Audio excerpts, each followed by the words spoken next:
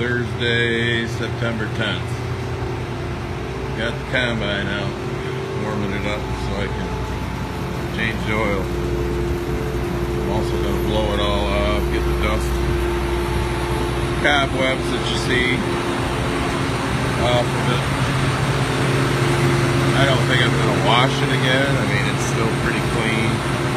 Yes, there's some dirt. Every time you wash these things, you never get them perfectly clean, but apparently there was still a little bit of mud left in the tracks because it made nice tracks coming out of there. I just fired it up and ran the separator and everything ran fine. Had a hell of a dust cloud. Get out the dust that was in it. And of course the supervisor, he's looking to see if any mice or rats jump out of it.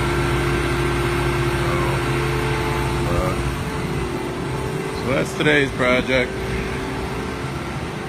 Colin might be coming tomorrow night after he gets out of work. If not, next week we'll be putting new gauge on that track, new gauge on that track, and that track has to be pumped back up. I think it's nitrogen. I'm not sure, because last year was my first year with the tracks. So I'm gonna get it blown off,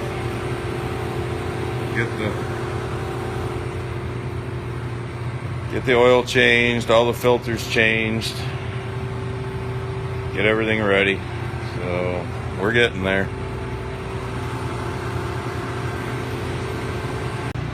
Okay, you've all seen it, I'm sure, in the other videos of other people doing this.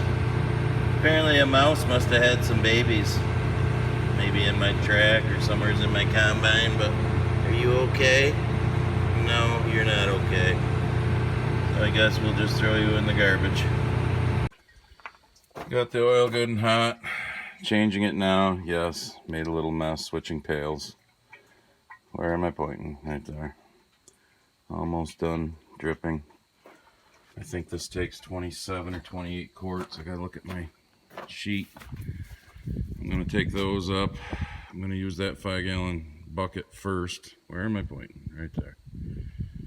Dump it into those, dump it in before I take the rest out of the 55-gallon drum, because that way I don't have to make as many trips up and down with that little gallon pour jug.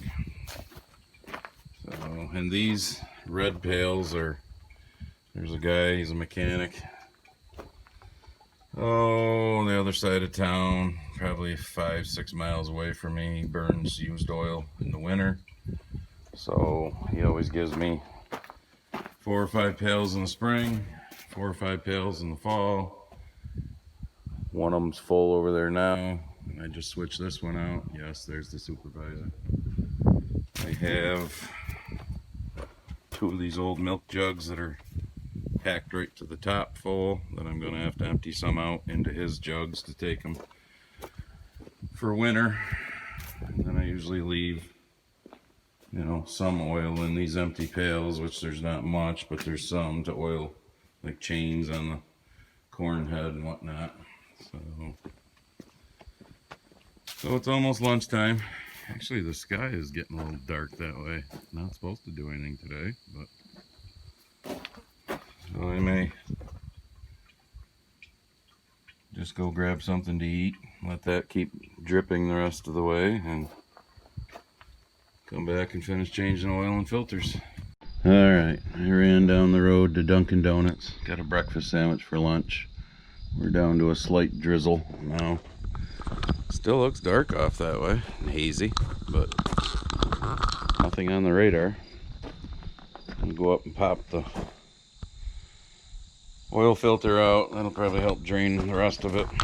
So, for those of you that have already watched my last video, Chelsea did pass her driving test. Today was their first day of school, so Chelsea drove to school, took her mother's vehicle, so that we don't have to drive her anymore, because we did, because our bus routes are so screwed up out here in the rural areas, because she would have to get up like an hour earlier, be on the bus, ride the bus for damn near an hour just to get to school. So screw that. Plus with her being in sports, which who the hell knows if they're even going to have sports because of our Emperor Cuomo, our wonderful governor in this state. So, and with her being in soccer, that way when we start harvest, we don't have to be running her back and forth. She can just go to her practices, go to her games, whatnot. So, alright, let's get going on filters. Alright, I got the oil filter changed. You just take that plastic top off. It's a paper filter. That's where I fill. Takes 7.3 gallons, so I brought the 5-gallon pail up. So I will have to go down and get a couple more gallons when I'm done. I had to take a couple minutes because my dad come out to the shop. Where is he? And I'm making sure he gets back to the house without falling down. At least he brought his cane this time.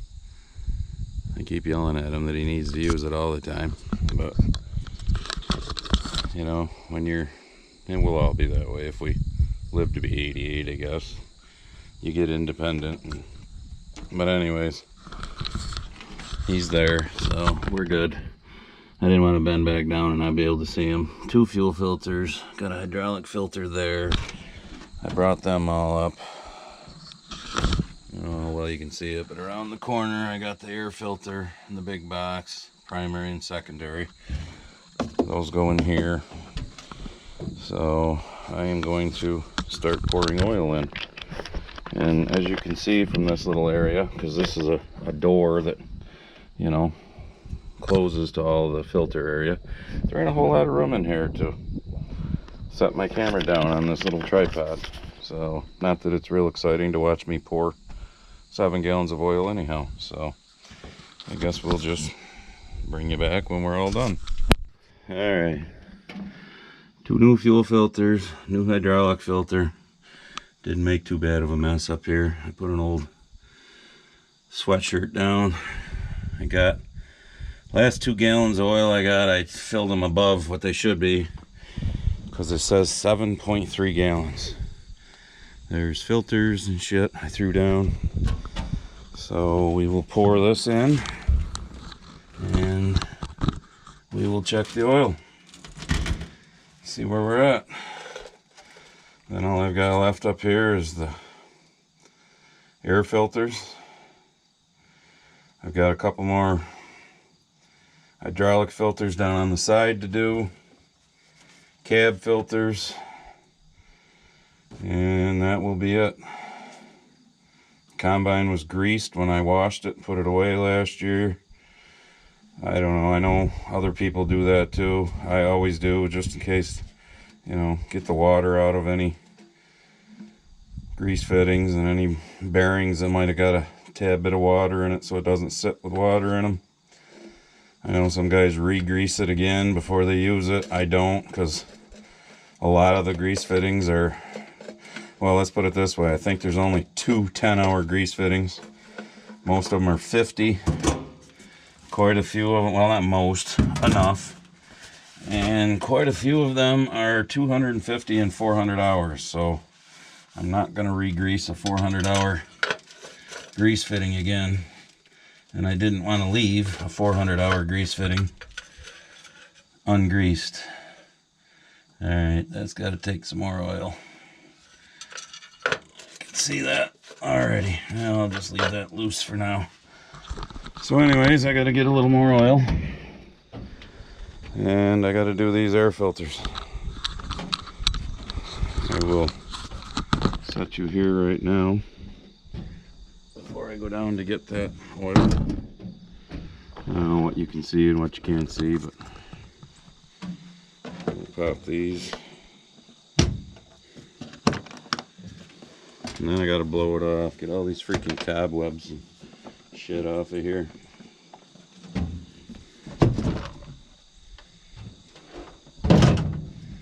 Alright, as you can see, It's a monster, the air filter. Come on, baby. It's not that horrible. Your secondary's never really that horrible. That's not bad. I know, I'm not going to argue with anybody. I know there's people who blow them out. I don't blow them out, so I change them. I don't. That's air filters are something that, in my opinion, are very important, and I don't blow them out. I don't need my sunglasses today anymore neither, but I got them on. So let me get these in here because I'll need both hands. All right, we are just a little over full on the stick, but the filter has to yeah, can't talk. Filter, say it with me now. Filter has to fill there. So I'm sure we will be fine. Shut that. That's your hydraulic level oil. Oh yeah, hydraulic oil level. But you're supposed to do that with the head on the ground, which basically means I can lower the feeder house down. Check that, but I gotta finish changing them other two hydraulic filters first. Put that ladder back down where it goes and climb down. Change them other two filters, hydraulic filters, cab filters. The two new air filters are in there. Take this down. I'll leave this all open because I'm going to come up here and all these freaking cobwebs from sitting all winter and blow them off.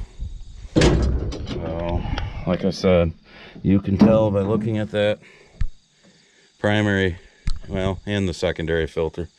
They don't look that bad, but I don't care. I change them. Alright, see if I get my old ass down without falling here. I don't want to give you too much excitement in a video. The inside filter really, you probably go the entire life without changing that, but, and that's got some dust in it, but I don't know. I change my oil every other year because I use the John Deere 1540 plus 52 oil. Well, there's a 5-gallon jug of it so you can see. And they say you can change your oil every 500 hours. Well, I do it every other year. I get 2 years before I change it because that's 300, a little over 300 hours for the 2 years. I'm not going to go a third year, so I just do 2 years, call it good. Open it up the rest of the sides here. I've got a filter in here, hydraulic filter in here to change still, and there's one more up here. Where are you, filter? I gotta remember. Oh, I also gotta remember to shut the clean outs for the sump here for the auger, put them back on, and there's 2 clean outs on the other end, or on the other side, that I gotta remember to put back on. These I don't usually forget. The other 2 on the other side, yeah, I might have been guilty of forgetting those once, twice, multiple times. I don't know. Hey, there goes Barn talking again. So check him out if you haven't. Where the hell is that other one? Alright, so there's another hydraulic filter. I gotta find it and change it. So I'll change these 2 filters and then blow this bad boy off. Because man, cobwebs are horrid. So where in the hell is that other filter? Oh yeah, and when I say multiple times, I'm forgetting to close those. I'll go open that side and show you right now. This field across the road here that's corn was beans one year. I went around and I stopped the dump on Barb on the cart. She goes, "Hey honey, how come there's a pile of beans coming out behind the right front tire?" That was when we had tires on it. Well, as you can see up there, those little doors are open right now. Those are your auger troughs in the tank. I always open them and then blow out all the shit that's in there to the other side. Yeah, may have forgot to close those a couple times. Just a couple. So I'll leave this open so I won't forget that. Alright, I gotta go find that other filter. Alright, I got that filter changed. Minimal yuckiness. I put that cut off bucket bottom there. I did find this other one. I was looking at it. Right, let me zoom in. Hey, it worked for me. It's right there. I thought that was the one that I changed up farther, but it's not. You can just, well, I can, you can't. Just see the bottom of the other one because it's more up towards the engine compartment. So, needless to say, that one I need a little speedy dry in the driveway here. That one I kind of lost the grip of. Right there. And she went ba-boom, ba-boom, ba-boom, boom, boom, down through there and onto the ground. Didn't really get much Earl on the machine, so again, I'm still not going to wash it. Did get some splattered on the tire when it come flying down. So all filters are changed, except for up inside the cab. I guess I can unzoom you now. Up inside the cab, I got to do the cab filters. I do have, and the supervisor, he says we're doing good work today. I do have 2 other filters, but I'm going to wait for Colin. I've never changed them. This combine takes DEF, unfortunately. The diesel exhaust fluid filter says change every 4,500 hours or every 3 years. Well, this is a 2016, so that's why I figured I better change it. And also the engine fuel tank. What this says, clean every 250 hours and replace every 400. Well, I've never replaced it and I've never cleaned it. So, because I never had this printout for one. They don't look like much, but they're just a little plastic type thing. And my phone's ringing. Anyways, long story short, I'd rather have the mechanic that knows what he's doing tell me exactly where those are and how they get changed. Let me see who's calling me. I'm sure it's a spam call. Alright, I gotta put this filter in here. I already put that cab filter in there. I'll show you when I go in, because yeah, I want to see you get back up here by yourself. Alright, guess we gotta go down there. Normally that stays clipped in the other end. I can't resist. I gotta do it again. You okay? Yeah, you piece of shit. Well, cleaned a lot of that shit out of it that was in the cab, or in the filter housing. Mental note. Next year, I have 2 hands for that, because apparently it doesn't always stay in the other end. Alright, see if I can do this one-handed, or one on a partial hand, since I got the camera in the other. And you're getting a good close-up of I don't know what. Alright, there, it's in.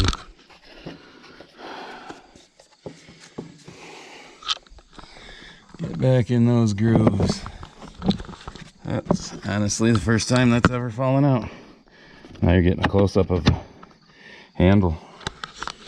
What'd you think of that close-up, huh? Alright, throw this filter in the box. Chuck that down with the rest of them. And now let's turn the key on and let the electric fuel pump start filling. This little cab filter went right there. You just pull that down, that cab filter goes there. So turn the key on and let her start filling. Oh goodness. Turn the radio down. Alright, so while I'm in here, I will show you a little bit about the cab of a S650 combine. Emergency brake. locked like it did. Push that. It's on. There's your brakes. Tilt steering wheel. We don't need it tilted right now.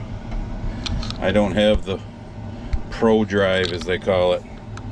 I have the stick shift, first, second, and third. Honestly, I couldn't justify spending, I think it was the $6,000 for the Pro Electric Drive deal, because on the road you're in third, and in the field you're in second. So, I mean, first is pretty much non-existent. All right, corner post shows you your fuel, which mine is very low, so when it does start, it'll start yelling at me, because I like to park things without a lot of fuel in it. That's my def level. You got oil pressure and temperature. It'll tell you your miles per hour. This is your loss monitor, which obviously you're not going to see anything on now because we're not combining. The monitor, which has got dust on it. I may come up in here and blow this out some too. Why it's doing what it's doing right now with those little shaky lines, I don't know. It's always done that. I don't know what it is about the computer. Nothing's shaking right now because it's not, you know, the machine's not on, but tells you your yield, bushels per acre, your moisture, all your different settings. I don't know, it doesn't seem to be shaking as bad. Then you got all just tons of different buttons to push for whatnot, for different adjustments. This is your throttle, low, medium, high speed, 4-wheel drive, 4 low, 4 high, more adjustment stuff, your air conditioning, all this. This is your main control arm right here. This is your different buttons that are set for your header height, your different controls that you want it set for. Like 1 will bring the head up, 2 or 3 are different depths of where you want the feeder house to run. This turns it on, your separator. This turns on your feeder house and head. And that's pretty much it. You know, little storage compartments. Oh look, an extra lighter. Wonder if it works. Yep. Might have a few lights left to it. But, oh, last year's book. Guess I can take last year's book out. Save the pen. I'm gonna have to put this year's book in. But that's the buddy seat. Alright, let's see if she'll start. And we are running.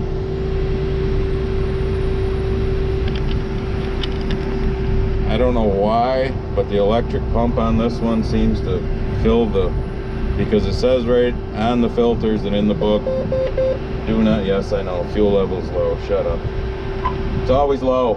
Every winter, every freaking fall when I pull it out. Yeah. It says do not pre-fill fuel filters. Well, if you remember the 6420 this spring, the nightmare we went through with that, you have to pre-fill fuel filters on some of these tractors. So I'll let this run a minute. Well, not even a minute. Just let it run another 10 seconds and go check the oil and make sure the oil level's good, and then I will blow it off and it will be ready to go. So I'll probably end it here. Give us a thumbs up, subscribe, it's free. You know, all the things at the end of the video. As Scruffy says, ring the bell. So trucks are ready. I did have only 2 or 3 of you, you know, guess the song there. 2 out of 3 ain't bad, and who sung it on the last video. So trucks are ready. Well, I should say 2 of them are ready. The other one runs and is ready. It's just waiting for it to come back and getting the 2-speed fixed. The combine will be ready, other than blowing it off. And cart is greased and ready. I want to get the 2 new outlets in the tractor before I hook it on, so that can be pulled out and parked under the corn crib where we parked it during the fall. Got to get the computer out, put that in there. I got to do the bins still, get inside them, maybe sweep them out a little bit more again, and grease the sweep arm and whatnot inside. Waiting for a cooler day to do that. Getting inside a big round tin tube when it's 85 degrees out, no, that sucks. So, alright, I'll shut up now. We'll see you in the next one. All right, one more real quick thing, just because I don't need anybody commenting why they think my monitor's shaky. It's not. The only time it looks shaky is through film when I'm filming it. Don't ask me why. When I'm in there just looking at it, it's perfectly clear. It's just like watching a video. But for some reason, when you film it, the camera makes it look shaky. It makes it look like it has those lines in there.